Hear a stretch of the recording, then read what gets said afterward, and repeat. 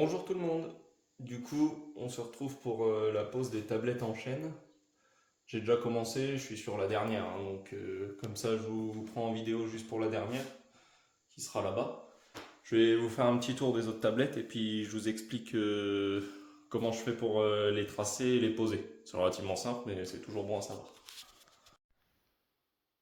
Du coup voilà, la pose des tablettes. Toute simple, un petit débord. Il y aura un petit joint acrylique qui sera fait par les peintres. Voilà, on en a dans toute la maison.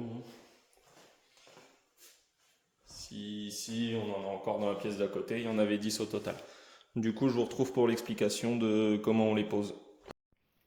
Du coup, nous voici devant la tablette en placo où on va poser la tablette en chaîne. Donc, pour ceci, on prend déjà nos parallèles.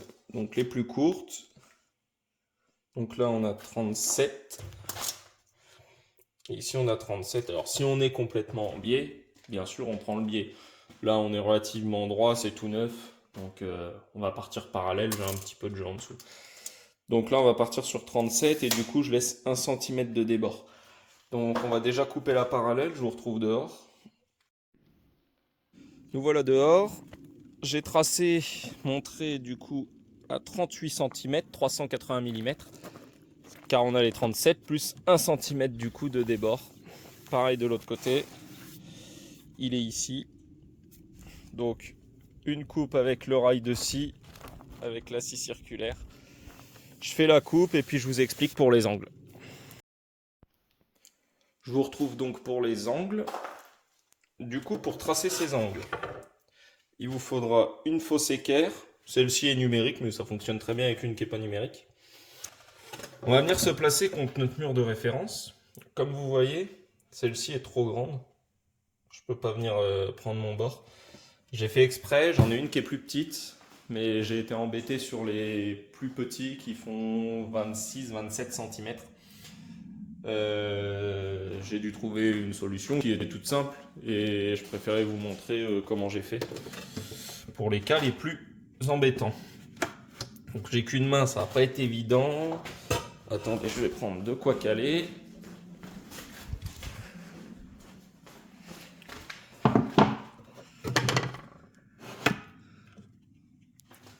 Voilà, donc là on est bien plaqué.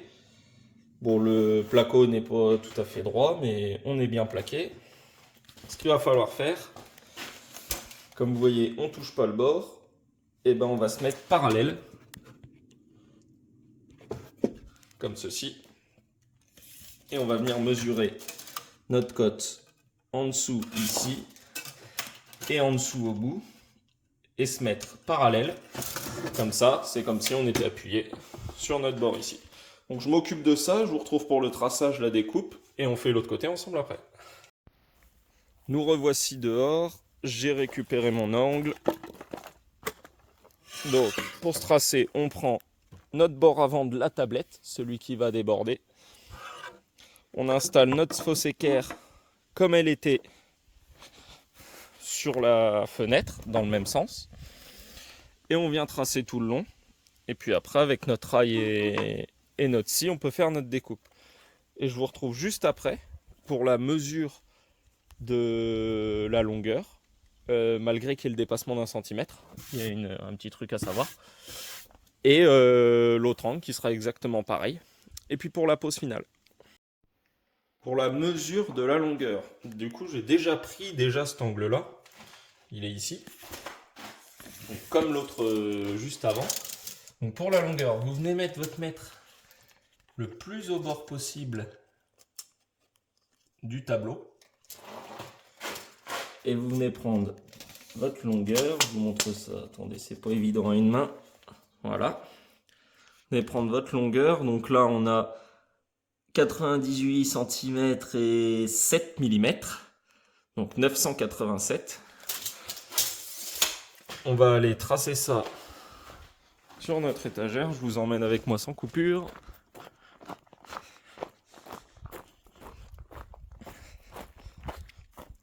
Ici, je viens de faire ma coupe en biais sur le premier. Donc pour le traçage, ce qu'il va falloir faire, c'est se tenir à Bon, avec l'habitude, on le fait à l'œil, mais à 1 cm du bord. Notre mètre, il est accroché à 1 cm du bord. Et venir noter sa cote, du coup, de 987 mm. Toujours pareil, un petit centimètre du bord.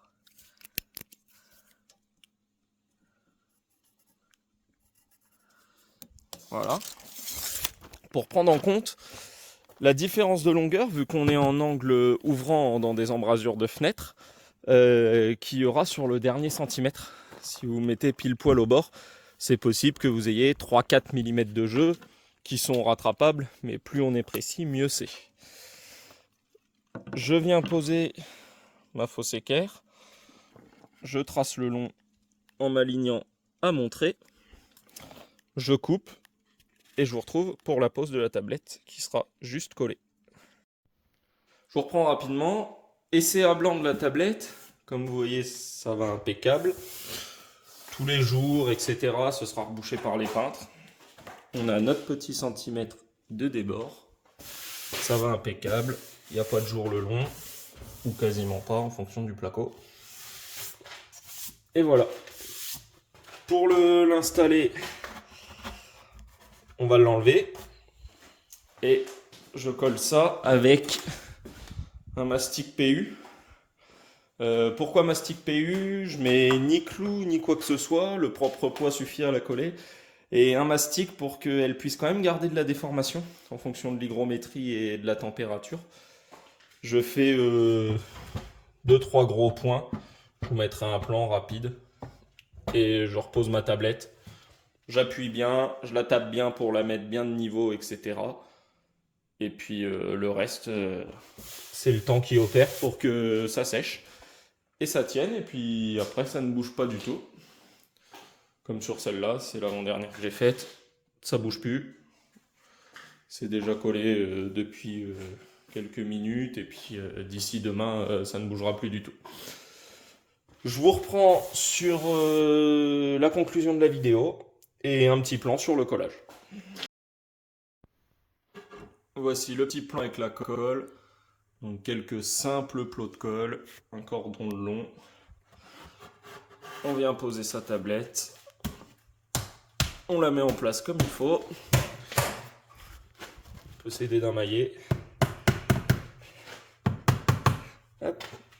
Et on tapote dessus.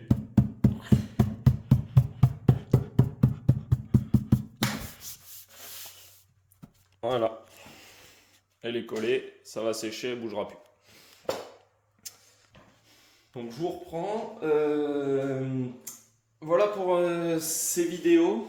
Cette vidéo, ce short qui va sûrement sortir aussi en vidéo.